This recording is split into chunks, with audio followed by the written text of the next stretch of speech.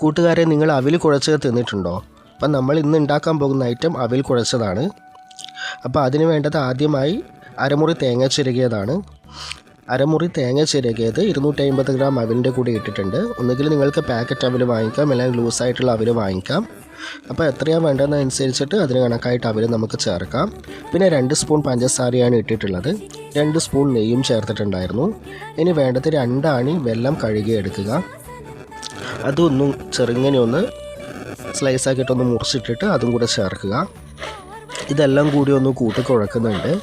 നമുക്ക് വേണമെങ്കിൽ കൽക്കണ്ടത്തിന് ചെറിയ ചെറിയ പീസസ് കിട്ടും, അല്ലെങ്കിൽ കൽക്കണ്ടം തന്നെ ചെറുങ്ങനെ കഷ്ണങ്ങളാക്കിയിട്ട് അതുകൂടെ ഇതിൽ ചേർക്കാം. പിന്നെ ഉണക്ക മുന്തിരിയോ അണ്ടിപ്പരിപ്പോ നട്ട്സോ അതെന്തെങ്കിലും ചേർക്കുന്നുണ്ടെങ്കിൽ കുറച്ചും കൂടി ഹെൽത്തി ആയിട്ട് കിട്ടണമെങ്കിൽ നമുക്ക് അതും കൂടെ വറുത്തിട്ട് ചേർക്കാം, നെയ്യിൽ വറുത്തിട്ട് ചേർക്കാം. ഇനി വേണ്ടത് മൈസൂർ പഴമാണ്. മൈസൂർ പഴം ഒന്ന് ചെറുങ്ങനെ അരിഞ്ഞിട്ടിട്ട് അതുകൂടെ ഇതിനകത്ത് ചേർക്കണം.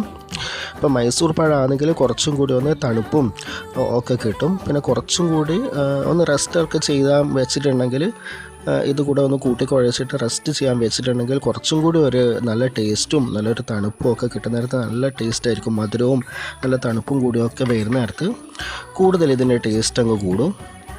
അപ്പോൾ അതെല്ലാം കൂടി ഒന്ന് കൂട്ടി കുഴച്ച് എടുത്തിട്ടുണ്ട്. ഇപ്പോൾ നമ്മുടെ അവിൽ കുഴച്ചത് റെഡി ആയിട്ടുണ്ട്.